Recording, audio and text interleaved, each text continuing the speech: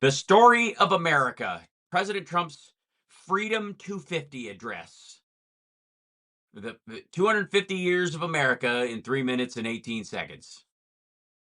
And this is the best it's ever been. So I don't even know why we're even talking about the past. Those losers, right? Bunch of stupid people. The sweltering summer of 1776, 56 patriots gathered in a meeting hall in Philadelphia and signed their names to a document that would change the... Sorry. Wait, whoops. Get back in here. Okay, first, yay!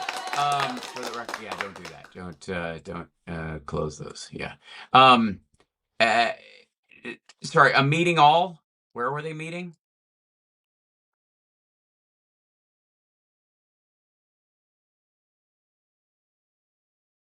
A meeting all.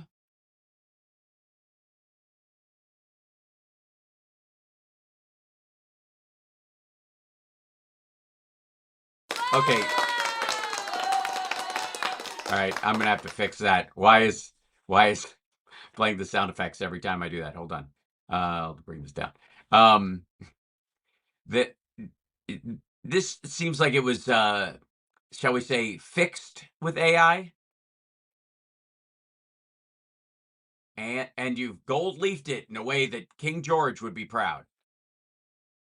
What? That's written in. Look at the cursive. What a beauty! Run. Sorry, dipshit. Run that by me again.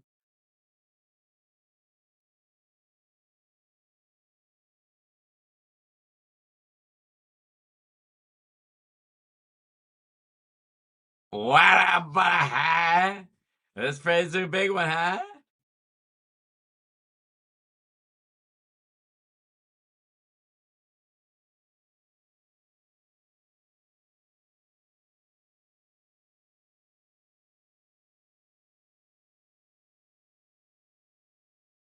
Why did the production company that did The Secret do this? I'm fairly certain that they did.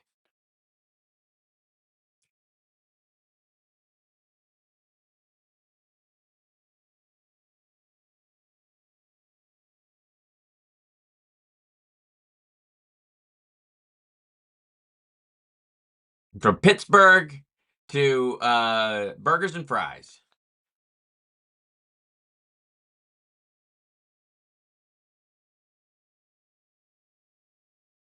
Except his.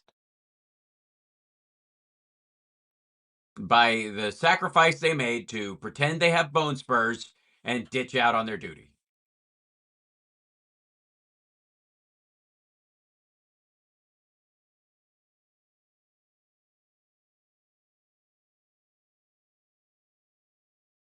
See, you guys said it wasn't. 2.5 centuries. Some of you said that was 37 years. And oh, there's no audio on the video? Oh, God. Really? Hold on. Now I'm commenting on this dipshit and you don't even hear him? Why would that be? All right, back up. Here we go. Pitiful. Start again. Hold on. We'll just pick up from here. We'll edit that part out. Who's been messing with my buttons? There's not even cats here. Good Lord. Okay, now we're back. Here are the 56 patriots gathered in a meeting hall in Philadelphia. A meeting hall. And signed their names to a document that would change the course of history forever. One of my executive orders from Project 2025. No, something better. No, nothing's better. The Declaration of Independence, and I have it right there. What a beauty. What a Not only now you know what I was referencing. did they sever the political bonds with Great Britain, they announced a new era in human events, proclaiming that all of us are endowed by our Creator with rights to life, liberty, and the pursuit of happiness. Do you hear that, like, echo effect? That's what I was talking about with, like, the movie The Secret. It seems like the same production company. Our war for independence and every generation since, thousands of American patriots have enlisted their lives in defense of that cause. From Trenton to Yorktown, from Gettysburg to Chambersburg, to Pittsburgh and burgers and Five Guys and burgers and fries. From the fields of France to the shores of the Philippines. I guess he doesn't want to say Tripoli. And on the battlefields all over the world, every generation of Americans has drawn meaning and been inspired To ditch out on their service because they pretend to have bone spurs. by the immortal deeds of the founding generation and the nation they gave us to build and to defend. Well, as long as you don't actually have to serve. I mean, obviously, you're too rich for In that. 2.5 centuries, that's 250 years. See, I still don't. I debate. I don't think that's true. 2.5 centuries. That's like a century. Cent sounds like a penny. Sounds like a two. That's like 27 months. I think legally. The spirit of 17. Oh my God! Look at the kid on the left. Like, Jesus Christ, you're old, but you can whack those drums, buddy. Christ. You look like Ted Nugent without makeup. 76 has carried our flag to places and heights that our founding fathers could never have dreamed. Well, yeah, I mean, if you rank it up there with like cell phones and stuff like that, but I think I don't think you mean actual heights. We haven't stuck it on Everest, I don't think. Americans forged into the frontier and blazed across the Great Plains. We tamed the Wild West. We pushed the boundaries of scientific discovery. Basically, Trump did this all by We himself. enlightened the world with electricity and commerce. Well, we lighted up the world. We defeated tyrants and vanquished dictators. And then elected one. And we planted the American flag on the moon. Well, Neil Armstrong did, and he's Freemason. Good guy. We owe it all to the patriots and heroes of 1776. This Which is why we maggots steal that number all the time. is the story of America. We're excited to retell one of the great. What's happening to that dude? Is that red coat? It's a bad time to do like Cirque du Soleil contortion. His tales in the history. It's Daniel Boone. I'm fairly certain. It might be Davy Crockett. I always have a hard time telling them apart. Mankind, working with Hillsdale College and some of our country's brightest leaders and foremost thinkers who have contributed. Foremost thinkers: Stephen Miller, Ted Nugent, Alex Jones, Candace Owens. To the Story of America video series, including Vice President J.D. Vance, Secretary So that's what he's been doing this whole time. They've just got him basically doing voiceovers. of War Pete Hegseth, Dr. Larry Arnn, Eric Metaxas. Really? Metaxas? Okay, this is now I've got new material to fuck with. Brian Kilmeade. Brian Kilmeade? Did literally everyone else at Fox say no? And many others. Join us in honoring this incredible history, and together we will give America the greatest birthday celebration our country has ever seen. God bless you, and God bless America. And God bless this growing cyst on the back of my hand that I have to have a death grip on to hide. That is now, like, I almost feel like his hands are locked this way, like a bad robot that they're like, yeah, just glue its hands together, otherwise it'll hit somebody. The story of America. I look forward to Brian Kilmeade's take on why we shouldn't have given women the vote, and Eric Metaxas's argument that religious pluralism was probably the biggest mistake the founders made after stopping wearing wigs. So that's it. Okay, so now we, at least with that short test, we know our stuff is actually working. And look, I'm cut off. Why did my little... How about that? And I'll stretch myself. Enoch Chuck. There we go. Good times. Yeah. If that video series is available, Can't Stop Lying, we're going to have to go after it. I mean, man, talk about something to pick apart. Holy hell. All right, let's jump straight in. There's so much to go. Let's go with his talk at the WEF. Now, if you listen to Maggots and if you listen to Glenn Beck, and hit that like and share the show and subscribe, damn it. If if you do that, you know, if you watch any of those shows, they hate the World Economic Forum. They think that Klaus Schwab, who used to run it, was part of was the leader of a group that's going to take away everybody's personal freedom and create, uh, you know, electronic government and super coins that would, I don't know, only the elites can use or some shit like that. And it's basically a Wiccan gathering or whatever. And We'll jump up. We'll jump right to the point where this guy And I think we can all introduces he introduces them, and then Trump comes up. By the way, Trump hates these rooms because they're small. They don't play Lee Greenwood when he walks up, and he knows everybody in the room is smarter than he is, and it makes him nervous. But that doesn't mean he won't stand there like a braggadocious dickhead and vaingloriously call them stupid. Well, thank you very much. And he's a hell of a guy, but we have an audience. I recognize so many. I know so many. Which means he has no idea who these people are. The king of soccer, the king of sports over here, John. The king of soccer. When you John Soccer. Johnny, and I heard you. Johnny Soccer is his name. I just He sits right next to Tim got a Allen. report on the sales of tickets. It's there's never been anything like it, so that's good. Going to break every record. No, So thank you for they're definitely not. choosing us. We appreciate that. Right about the time when most people who would go see an international soccer game would feel least welcome in the United States, the timing is impeccable. He's another spectacular person. And so many people in the audience. And, I have this beautiful speech, page after page. And I just said, I just made a speech, and they were all here. They heard it one way or the other. And I said, the last thing we want to do is waste our time and hear it again. But I do want to say the people in this room are amazing. He can't read. Most of you were They also don't have in teleprompters. the other room also. That's really what it's about. Like, he doesn't want to read it unless it looks like he's not reading them because he likes the teleprompters at eye level so he can look over and look like he's just talking to half the room. And the United States is doing really well, doing like nobody thought was actually possible. Certainly not this soon. It's 1 year. It's exactly a year if you think about it. I am thinking about it, and it's a year and a day. Time but flies. It's 25%. That's a long time. yes, it is. 25% gone.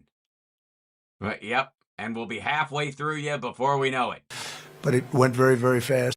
No, kind of dragged in places, I got to say. We've had tremendous luck. I think it's been reported by even people that aren't lovers of Donald Trump that it's been maybe the best first year for No. People that like you aren't saying that. Certainly people who think you suck aren't making up ridiculous statements like that. any president. I think in terms of what we've accomplished, it might very well be. No, it isn't.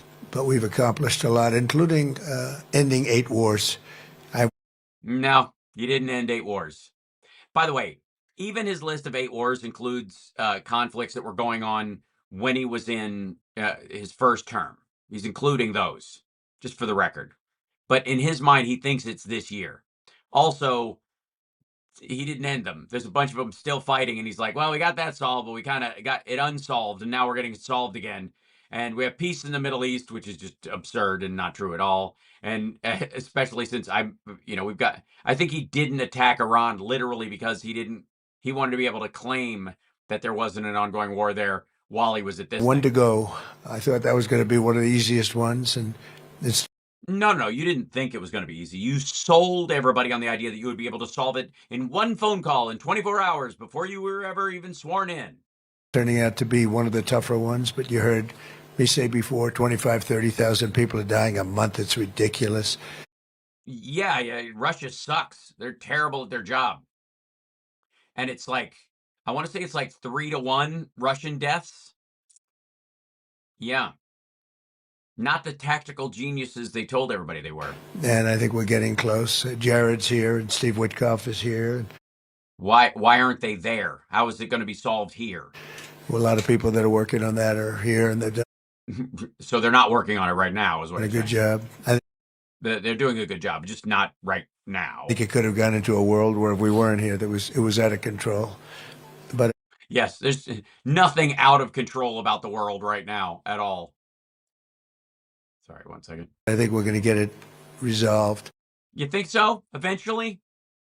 shit, it might just resolve on its own if we just leave it alone, I guess, right? Maybe it'll just, maybe you're the problem.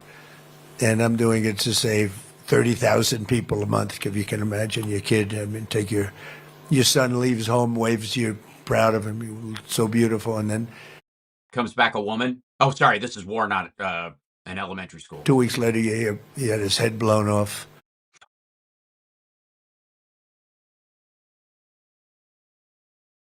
Well, it is Russia. I'm sure they deliver the news, in the least gentle way possible.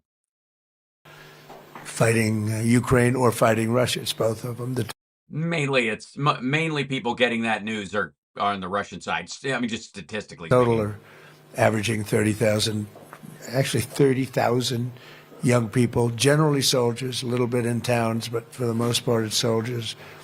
Every single month they're dying. So I think we're going to do well there.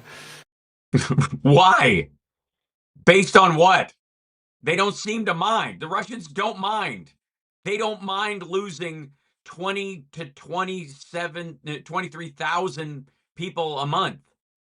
They don't mind. They don't give a shit. That's the least of their worries. That's the thing Russia complains about the least, is the number of soldiers dead or wounded, maimed.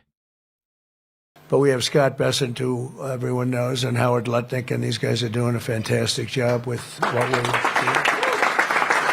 That's their own team clapping around. There's like 9 people. They were both recommended by many of the people in this room. Oh, thank you for that. Can we send that clip to Glenn Beck immediately? Sorry, Howard Nutlick, aka Epstein's next door neighbor, and Scott Bessent, aka former Soros employee, gay man with kids, were suggested to Trump by people at the World Economic Forum, the crowd that regularly goes to the WEF.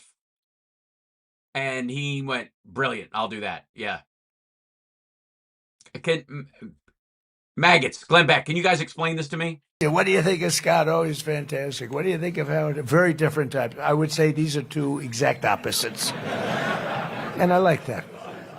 I like that. They Yes, one is a happily married man with children, and the other one was a pedophile's next door neighbor and either looked the other way or helped the FBI back in the day intentionally avoid taking evidence from the house. Yeah, very different guys. are the exact opposite. You know, I never thought of it that way. I'm just saying that I'm looking at you two. You are in every way, but they're It's because Nutlick is short. tremendously talented people and very successful people. And I like bringing Yeah, especially at the market right now. While they're buying the dip every time they know what you're going to say a day ahead of time. successful people in because there's a reason for success. It's one of the reasons that we've had such success. You know, we took over a country with a border that was a disaster, where millions of people were coming in. Millions of people were coming in every single week. And being sent back immediately, and it was the same people over and over and over again. I mean, literally a week would have millions of people, and a lot of No, literally, we wouldn't have a million, and we wouldn't have millions of people. and they weren't vetted. Totally open border. You'd have people They were directly rejected. come in. You could look at them. I don't want to say why define that, because they always discriminate. So I don't discriminate. You mean they're brown? But you could look at some people and say they're criminals. And we took in tremendous numbers of Yeah, especially those toddlers, the ones with cancer. murderers, drug dealers, mental institution, insane asylum people that were Insane asylum people. It's our people too, I guess. insane asylum institutions for the mentally ill and dangerous, very dangerous. You mean criminally insane? No, just the mentally ill and very dangerous. Are those coordinating factors, or are they just coincidental? They dumped them into our country like we were dirt. Is that what you're supposed to do with these people? You're supposed to dump them into dirt, and they just treated us like dirt, so they dumped them in here, and that therefore we're dirt. And we're doing a great job of getting them out, but and not being dirt anymore. it takes a lot of time, a lot of effort. Yeah, more effort than time. Also, you're failing miserably at your mass deportation numbers, and that's what's pissing maggots off. That, and I guess you're not being racist enough. And it's a nasty business too. Well, the way you do it. But if they It's weird because Biden had better numbers, Obama had better numbers as far as deportations, and they didn't feel the need to be like grossly un-American in their application of policy. It's were weird. bad someplace else, they're going to be bad here. They killed people in their country, whether it was Venezuela or the Congo or It's always those two places. Interesting. And also, interestingly enough, you have business relationships with a lot of rich Venezuelans and rich people from the Congo. any of the countries where they came. In the Congo, they emptied out their jails into our country. And they used a water slide to get them here. Most people don't know that. In Venezuela, Or maybe they had catapults. I don't know. Maybe they're just good swimmers. they did the same thing, and in many other countries, they did the same thing. So when you read all these stories about ICE, you'll understand they're doing a hell of a job because we can't have those people in our. If I was, I don't know. ICE used to do a better job, and we didn't read about it at all because it wasn't a factor. They just did their job. The fact that you're reading a lot of stories about this and the output is worse it just sounds like they're not doing that a hell of a job, Brownie. Country, and we're getting them out. But we're doing numbers in terms of people investing in the United States like we've never had before. And I guess it's because of November 5th, the election, but the election gave us a view, and it's a view on tariffs to protect our country because our A view on tariffs. country is being plucked What a view. So a kill. like you pluck a chicken. Our country was being plucked, and it wasn't good. And, you can only take so much of it. Yeah. I'm not the chicken plucker. I'm the chicken plucker sons, and I've been plucking chickens since the chicken plucking's done.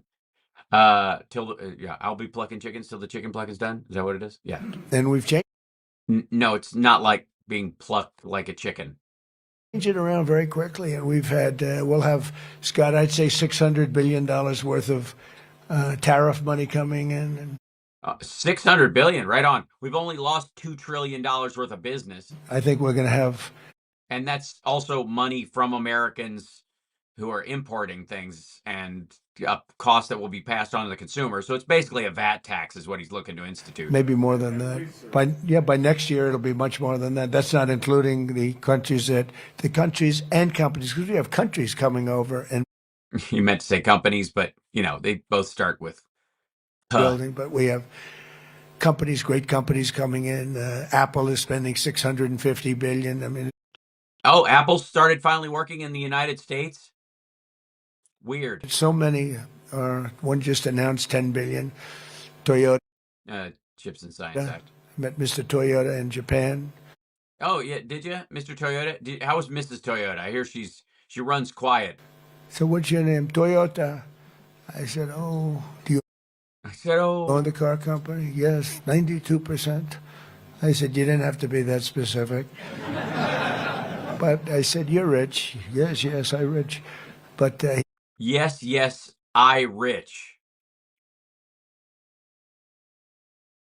Why is it that, besides the fact that Trump is a bigoted old fart, that all of his foreigner voices are identical? Whether you're French or Japanese or Chinese or from Nairobi or German, they all, no, I do not know. No. he just announced he's going to do $10 billion worth of plans. I mean, it's amazing what's going on. Look, it's amazing. He announced it in the next 10 years, and it's totally happening right away. Yeah, everybody buys it. And he's going to invest $10 billion in the next 10 years when they were previously investing 1.5. And at the same time, you remove the tariffs just on that say-so, even though they lowered the amount. We've never had anything like it or close. Nobody else has either. So I think in terms of your investments, you're in great shape. I don't even ask anybody how you're doing now. It's like everybody is making so much money. Oh. Well, yeah, that's the circles you run in, dipshit. Clearly, you're not talking to average Americans on their way to and from the grocery store. Look who I see, Tim. Hi, Tim Cook. He's been good for 650. Think of it, $650 billion Okay, can you imagine? That's what he's going to be investing, more than that. I think it's going to end up being more. He's great. You mean because things are going to get more costly, all the components and stuff, because your whipsaw tariff policy? You know, he's great. He's done some job. You have done really some job. And we have so many people in this room that have done a job. I don't know how many have done. This is true. I'm sure most of the people there have a job. Not a lot of people unemployed going to the World Economic Forum in Davos. Obviously talking out of my ass. Done better than Tim, but some are right up there with you. You better get your ass moving, I'll tell you. But fantastic people. But there's literally like 3 or 4 trillion dollar companies, and Apple's one of them. I go around and I say, I think what he's probably referring to is Jensen Huang and NVIDIA. Meet the biggest people, biggest business people. I say, congratulations. They say, and what? I said, you've doubled your net worth since I've been president, right? He said, yeah, even more than that. They would say even more. We're doing even better than that. Yeah, thanks, Howard Nutley, for telling us when he was going to scoop the market so we could, fly in there and buy the dip, because he was going to taco. And the fact that we knew that ahead of time, bing. And, we've given you a platform where you can really put your genius to work. We have a lot of brilliant genius people in this room. A platform? And you can put that genius to work.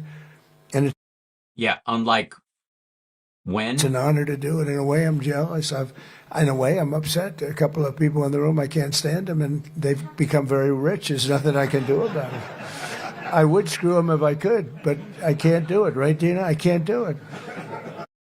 Right, because you're part owner in the company? I would, if I had a chance, if I could just take them and say, you can't do what Apple's doing, but you're not allowed to do that.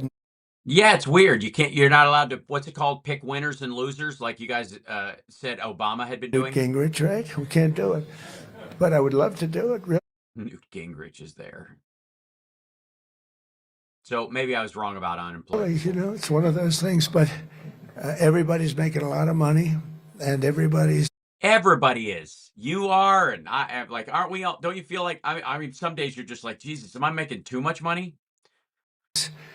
Investing money in the United States, and our jobs are through the roof. And I made a statement the other day, thank goodness for robots, because we're never going to have enough people to run all these places that are. How did I miss him saying, thank goodness for robots? Being built. And I think robots are actually going to be a very big business. Yeah, you think so? It's going to be surprisingly big, but I think we're going to need it. We're going to need. Yeah, because we're getting rid of all the immigrants specifically to create that market. Need it. So we have a country that's becoming very safe. We had the best crime numbers that we've had ever in recorded history. Not true. Perhaps they were better. Nope. 100 years ago. I'm not sure, but the recorded history is 67 years, and in 60. What? Sorry, we've only been keeping crime stats for 67 years. 57 years had the best numbers, and that's despite having a lot of people in the country that shouldn't be here, that we're getting out. Huh. Maybe they're not the problem then. But so they're still here, you admit that, and crime is down. So maybe it was never them, kind of like the fentanyl crisis at the southern border? We've got tough law enforcement, smart law enforcement, and patriotic law enforcement. They've been amazing. One example is Washington, D.C. You couldn't. Yeah, some guys, you can't hear Miranda being read to you over the guys humming the battle hymn of the Republic. You couldn't walk down the street in Washington. You get mugged, you get killed. In that order? They were losing 100 people. Think of it, 100 people a year. A year? Dead. Yeah, I didn't think they were actually lost. Call up the parents. They come in from Iowa. They come in from Indiana to see the Washington Monument. And they ended up impaled on it. They end up being killed. It's not happening anymore. Never. No one's ever going to get killed from Iowa or Indiana. If you're from Nebraska, I'd watch yourself. And I said in the other room, people are going to dinner. They're meeting their wives in the middle of the street, and they're walking across the street to have dinner. Maybe they should worry more about traffic. New restaurants are being built at records that nobody's ever seen. They were closed. Yeah, we haven't seen them yet, and we're not going to see them. We lost half of the restaurants in the last 4 years. No, we didn't. We lost all of them because of COVID. In the Biden administration, now they're all opening again. I even went to have a dinner just to show, I guess, to make a point. I went to a restaurant in Washington. I walked right down the middle of the street. No, he I didn't. wouldn't say that Secret Service was thrilled, but if I did it a year before, believe me, it wouldn't work. Here's my other friend, Hussein. How are you? Okay? Are you good? Boy, Your friend you Hussein. got a lot of good people here. This is a very good place. But Did you hear that, Glenn Beck? Did you hear that, maggots? He loves WEF. What's not to like? All of his friends are there. I'm kidding. He doesn't have. so it's amazing what's happened there. Memphis is amazing. When you go to Louisiana, what we've done there has been incredible. Always much more helpful if we could have a little participation. In the case of Louisiana, we have Jeff Landry, the governor, Republican governor. We have a couple of Democrat governors. We have a couple of Democrat mayors who very quietly are begging us for help. Oh yeah, yeah. But you don't want to name them right now because then people will realize, A, that's not a real name, and B, you can't even tell what city you were pretending they were from, And we're making them all look very good. But I would do it if I were or they're making you look good because. a Democrat. If I were a mayor or a governor, I'd be saying, Mr. Trump, could you quietly come over here and would you do this president for me? Send about 1,000 troops in here. No, none of them are asking for that. And we do it fast, and we get rid of the criminals, and it's amazing how effective. You know, I didn't campaign on this. I campaigned on law and order, but I didn't know it would be The military on our streets. this type of law and order. But Yeah, it's not law and order at all. It's basically attacking your own the citizenry. cities, some of these cities, we've lost these cities. No, we haven't. No, we have not lost them. They're not gone. They still exist. They're doing just fine. We're bringing it back, and we're bringing it back quickly. Washington took us literally 6 weeks to make it safe, and 8 Because it was already safe by and large. weeks to make it really safe. And Yeah, now in a couple more weeks, it's going to be super safe. now it's really safe. Yeah, it's going to be like mega safe. Sorry, MAGA safe. And I don't know, you know, some people disagree, but I like seeing those big, strong soldiers. You know, Oh, we know you do. Not as much as you like stroking Mom Donnie's leg, but we won in the Supreme Court a very important case, merit. Our country was built on merit, and then all of a sudden we got away from that, and people with A averages and high college boards and everything were not able to get into colleges. yeah, and dipshit C student legacy assholes like you managed to be president. I agree. There's something wrong. And people that had C averages and low college boards were getting in. And, you In where? know, it's not fair, but our country is based on merit. The whole concept and the whole system only works on merit. It doesn't work on anything else. What would be the opposite of merit? I don't know, like fraud, you mean? Like being a total business fraud, for example? You know? I mean, what merit comes from Trump steaks and Trump vodka and Trump cigarettes and Trump handy wipes? And our military works now on merit. And when you see the soldiers in the street in Washington or in Memphis or in New Orleans or in some of these places, including Chicago, you know, we have crime down in Chicago, despite the fact that we have an idiot governor and a mayor that, I mean, very low IQ person. He's a low IQ person. Yeah, crime's down, even though the National Guard and the military aren't there. And it's amazing. You have these wonderful, beautiful black women with Make America Great Again, MAGA caps on. They're all over Chicago. They want MAGA to come in. And we went in a pretty quiet way as Because you didn't. opposed to the way we did it in Minnesota. You know, in Minnesota, we took out over 10,000 hardline criminals, people with big convictions that came in here that shouldn't be here. What? No. They haven't. He's literally counting every immigrant that they rounded up without papers, like working in restaurants and all that stuff, like, and their children. That was the whole number over the course of months. Brought them back to countries. In some cases, we bring them to jails because if you bring them back to the country, they'll find a way, despite the strong borders, they'll find a way in. Because a lot of them are really evil, but they're not stupid. Oh, well, obviously they're smart enough to be able to escape at a insane asylum or be let out and then walk here on their own and have the, like, I guess, the capacity to not act on their baser instincts until they got in the country. Play stupid. So we're doing a real job. The country's the hottest country anywhere in the world. Notice he stopped saying real good job or real great job, or he's just saying we're doing a real job. It's like it falls into that what do you want a cookie category? The best place to invest.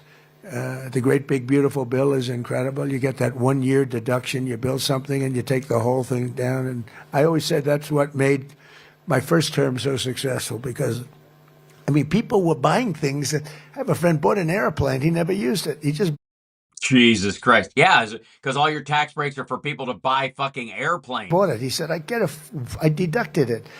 He's on the plane. I think he's got, Steve, you could buy it. He's got about 4 hours on the plane. It's been 3 years. I think he's got to be a great plane to buy, actually, because he'll never use it.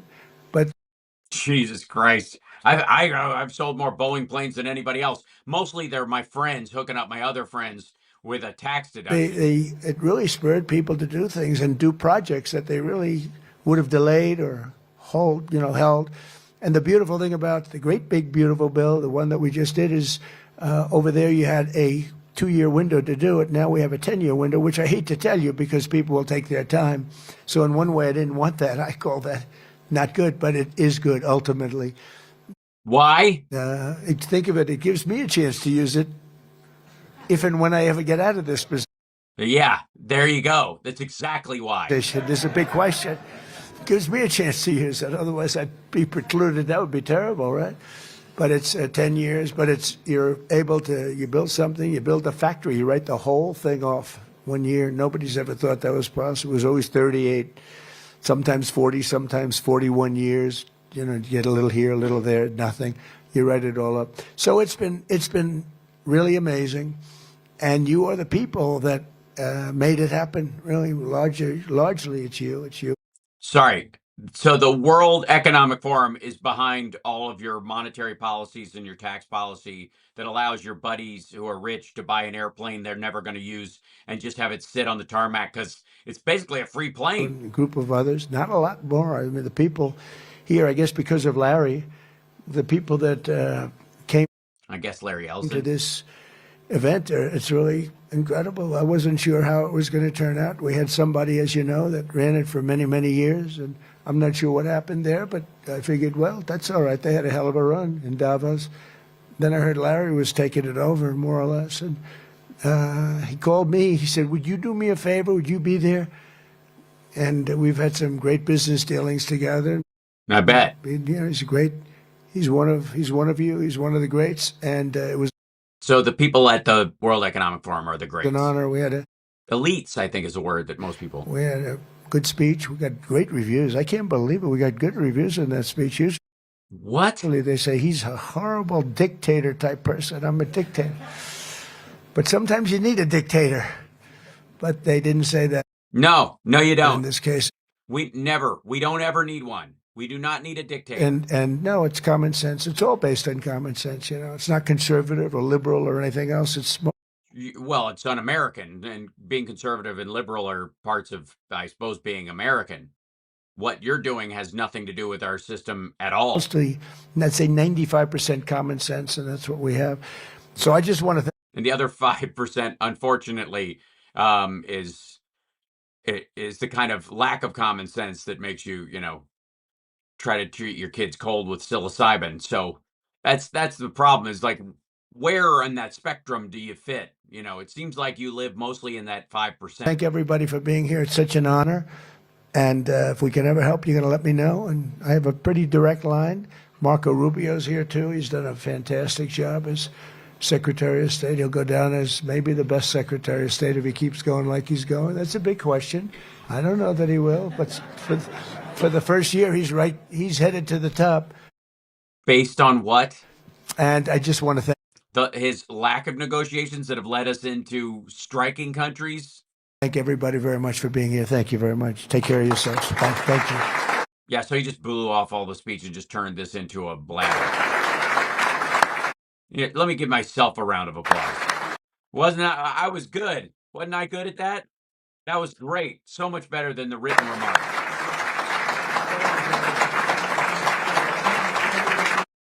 You and jerk off in my hair. We'll talk later at the Eyes Wide Shut party.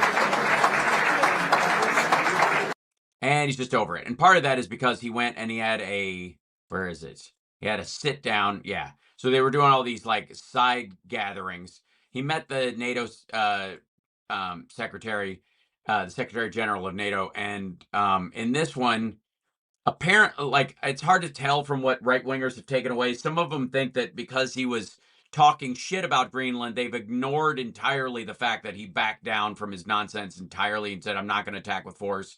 We're going to have it, but we're going to do it other ways or some shit like that. And then he rescinded his tariff threat, was the other way he was going to do it because it fucked the market. And then as soon as he did, the market went back up. So there you go. We've taken long trips, and this was a long one, but it's been working very well. We're having tremendous meetings with heads of state, with people of very big consequence having to do with war and peace, which also long trip. What do you mean? The 8-hour flight? is why we're here, and I just want to thank the Secretary General for being with us. We have a few things to discuss. It was a meeting I actually look very forward to. He's doing a fantastic job. We've been friends. We lifted GDP from 2% to 5% together. That was done jointly, and it worked out really. That's quite the hairdo. It's very Benny Hinn these days. Very well. I don't know what the fuck that is. This bit right here, like, it's just at this point he's just given up on dying. It just looks dirty. We appreciate it, Mark. So we'll be talking about various things. We'll be talking about Greenland. I imagine it may come up in our discussion. You think? And but I think the trip has been amazing so far. It's been amazing. As you know, we're staying, and tomorrow we're doing something else. Okay, great. Yeah, so that's good. So you're staying there, but tomorrow you're doing something else. Eyes Wide Shut party. Having to do with the Board of Peace. We're getting tremendous acceptance of that. It's going to be great. So we'll see how that all works out, but we're It's not going doing to. that tomorrow. Are you going to meet with Lukashenko? So thank you very much, media. Thank you very much. And Mark, would you like to say just briefly, what I just wanted to say again, as I did this morning when I was in a panel, I want to thank you again for what you did since coming in January, Trump 47. Basically getting the Europeans and Canada to really step up, and that led to Yes, getting them to step up because they have no choice, because he's undermining all of our cooperation, so they have to pull more of their own weight. Otherwise, the entire thing will fucking the collapse. enormous success we had in The Hague with the 5%, which is crucial to defend ourselves and to also equalize with what the US is paying. This was a problem already there since Eisenhower. I always tell the Europeans, you're completely committed to NATO, but there is also that one irritant, and it is this factor, that the Europeans were not paying the same as the US was paying. And we solved it, and this is crucial also because we need the money to protect ourselves. There's one thing I heard you say yesterday and today, you were not absolutely sure that the Europeans would come to the rescue of the US if you will be attacked. Let me tell you, they will. And they did in Afghanistan, as you know, for every... He said that he wasn't sure if NATO would come to defend him, defend the U.S. If we asked, and they saying yes, we did in Afghanistan. This stuff I've said and other people have mentioned. Of course, NATO came to our aid in when 9/11 happened specifically. American who paid the ultimate, for every 2 Americans who paid the ultimate price, there was 1 soldier from another NATO country who did not come back to his family. From the Netherlands, from Denmark, particularly from other countries. So you can be assured. Nice to throw in Denmark there. Absolutely. So this is the first Trump is hearing that we had allied help in Afghanistan and Iraq. Absolutely. If ever the US will be under attack, your allies will be with you. Absolutely. There's an absolute guarantee. I really want to tell you this because this is important. It pains me if you think it is not. And under your leadership, this alliance is stronger than ever. Thank you very much. It's a great compliment. Any questions? Mr. President, Yes. How did you get this stupid? the Danish foreign minister rejected your call to negotiate on Greenland. What will I those... didn't call him. No, sorry, the Danish foreign minister rejected what you said in your speech, that you were hoping to negotiate to acquire Greenland, essentially saying that this is not something that they are willing to discuss. So what will those negotiations Well, they look didn't like? tell me that, so when they tell me, because I don't like getting it secondhand, if he wants to tell me, he'll tell me that to my face. Literally, they've said it everywhere. And when will you be discussing this? I have no idea. When Yeah, if I don't meet him, he can't tell me to go fuck myself. So then I don't have to figure out a way to you do it. said you I'll would, be discussing it with this man right here. Mr. President, He's when, frankly more important. Mr. President, when you said you would remember if Denmark did not agree to a deal on Greenland, what did you mean? What are the consequences? You'll have to figure that out for No, you kind of need to explain it. yourself. You're a smart guy. Mr. President, do you see a price for Greenland that's reasonable? I could see that, yeah. Like, how would you calculate I that? could see that, but there's a bigger price, and that's the price of safety and security and national security and international security, having to do with many of your countries. That's really the price, and that's the big price. And as you know, we're doing the Golden Dome. It's going to be very expensive, and it's better if we have Greenland than it is without. It's going to be safer. It's going to be stronger. It's going to be better for Europe, and it's going to be better for us. And So why can't you just rent the land from Greenland or partner with them? we'll see what happens. Honestly, I don't even know why you'd have to rent it. Like, there's plenty of uninhabited space in Greenland that you could put those things, and they would just benefit from the financial lift it would give the country having that base there in the first place. Any other question? What, is it reassuring to hear the NATO Secretary General say NATO will defend the United States if it comes under attack? Well, I hope that that's true. I mean, he's a good man. He's never lied to me before. You know, we've had a good relationship, It's actually just how it has always worked, stupid. and he made that statement. That's nice. I mean, I just, Yeah, NATO's not based on a handshake between the two of you. you know, when I see what's happening with Greenland, I wonder, because I want Greenland for security. I don't want it for anything else. We have so much rare earth. We don't know what to do with it. Yeah, I don't even know why we're even worrying about China anymore. So much rare earth. I guess that whole Tucker Carlson, we need Russia for rare earth minerals is horseshit, I guess. We don't need it for anything else. And in terms of Greenland, you know, you have to go 25 feet down through ice to get it. It's not something that a lot of people are going to do or want to do. Yeah, they're also not going to place a base there either. No, this is security we're talking about. And I can say one thing about Mark. He wants security, and he wants security for all of us. I think we're a member of Where are we going to get our ice from? NATO. He wants security for NATO and beyond. So Yes, NATO in he space. says that, Steve, I think it's very nice. Okay? Thank you very much, Thank everybody. you, press. Thank you, press. Thank you. Thank you, press. Thank you, press. Let's go. Let's go. Start moving. Thank you, press. Genius. Again, blather. And ultimately he gave in. There's not going to be an attack. And then he met with the president of Egypt, which is, and this has a lot to do with them buying in on Gaza. Well, thank you very much. A friend of mine is, By the way, hit that like, share the show. It's Hal Sparks Mega Worldwide. he was a great general. He's a great president. And it's an honor to He's doing a fantastic have job. him. And Mr. I got Marco here. He's doing a fantastic job. And I got Scott and Howard, and he's doing a fantastic job. Steve, who's doing a fantastic job. President, we have a lot to talk about. So I thought maybe the press might want to ask us a couple of questions after you say a few words. But we had a wonderful time, and I think we've made a lot of progress so far in Switzerland, in Davos. Oh, that's where you are. Made Are you a sure? speech. It's being reviewed quite nicely.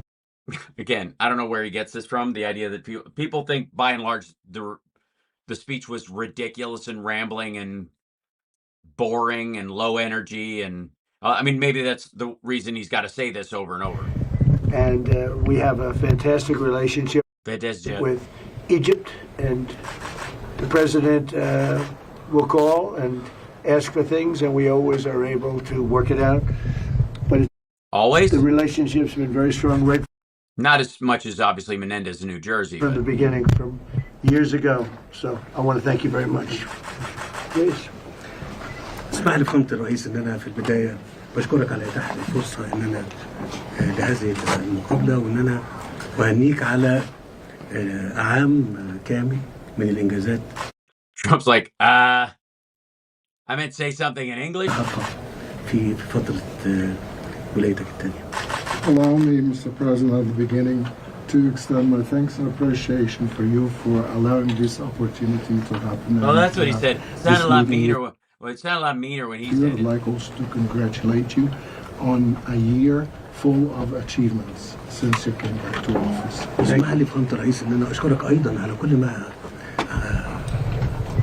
حققت فيما يخص ملف من أصعب الملفات اللي مرت على المنطقة هو ملف غزة. I'd like also to thank you, Mr. President, and congratulate you for all the achievement. Yes, and congrats on your secondhand Nobel Peace Participation Trophy. Achievements that you've done on one of the toughest files in our part of the world. And this is Gaza. وأنا قلت لك فخامة الرئيس وبأكد ده. Oh, Gaza, right? Yeah, with that thing, I forgot all about that. قدام How's my big condo thing going? زملائنا وقدام الصحافة لولا فخامة الرئيس ترامب لم يكن أبدا يتم إيقاف الحرب في غزة. I said it before, I reiterate it now, I re-emphasize it before our colleagues and before the media. But for President Trump, we wouldn't have reached an agreement on Gaza. وبطلب من فخامة Because nobody else would let Netanyahu bomb for an extra 10 months under the same terms. They would have changed the terms because of how it changed the metrics and as far as the balance between both parties. الاستمرار في رعايته لهذا الملف حتى يتحقق الخطة كاملة كما أعلنتم فخامة الرئيس. I really would ask you, Mr. President, to continue paying your attention and care. Your attention and care for this file so that the plan should be implemented fully. لقد أعلنت من Yeah, we haven't even gotten to phase 2 yet. We haven't gotten through phase 1. المرحلة الثانية فخامة الرئيس مهم جدا إن احنا نتحرك فيها بالإيجابية الكاملة وإحنا ستجدوا منا كل ما يمكن عمله من أجل إنجاح هذه الخطة. So, President, you've announced the second phase of the Gaza plan. This is very important that it comes forward and it takes effect. And on our part, we'll be standing very ready to provide everything that we can to make this a success. فخامة رئيس المجلس احنا Yes, which they actually have no input in.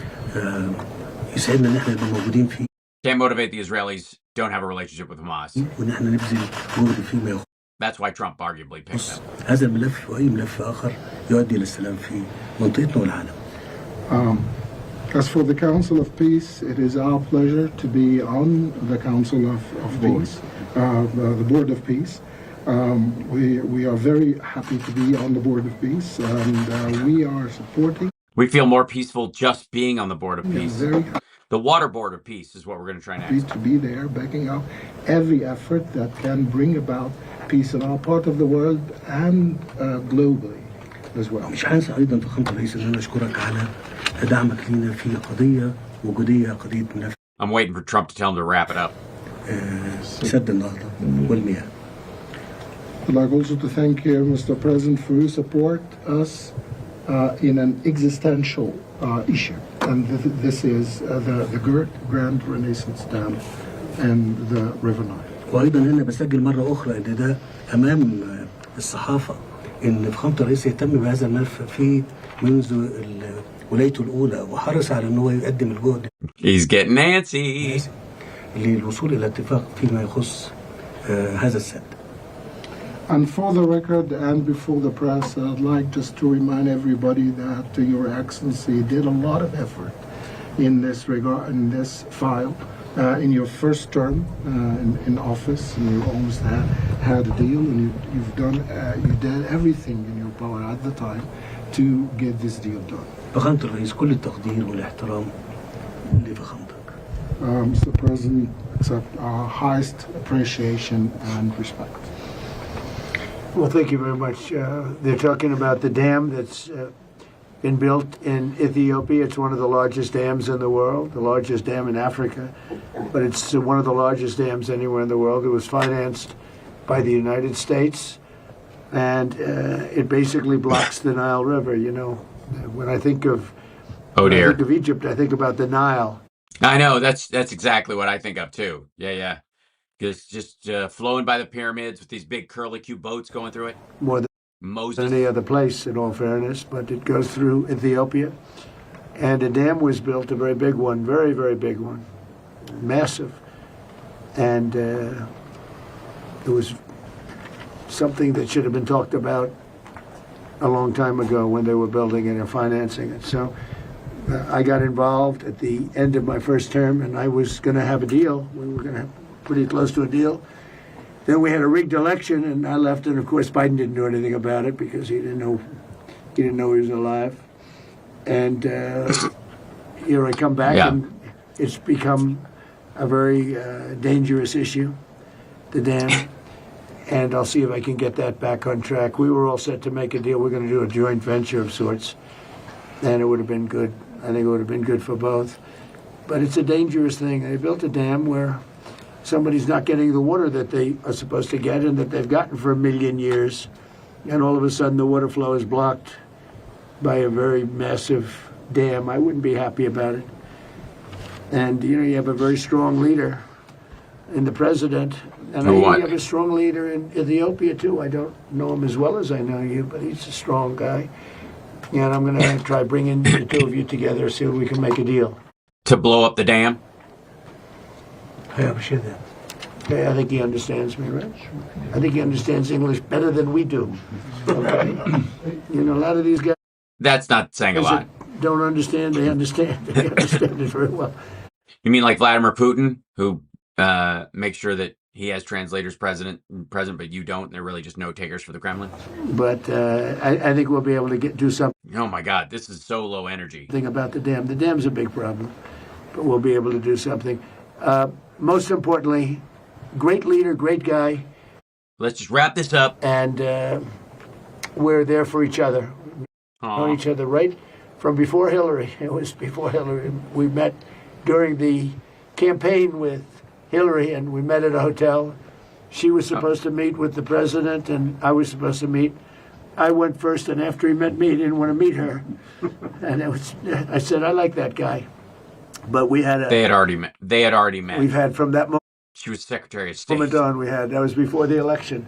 Yes. We've always had a great relationship, and it continues stronger than ever. Thank you very much. Appreciate it.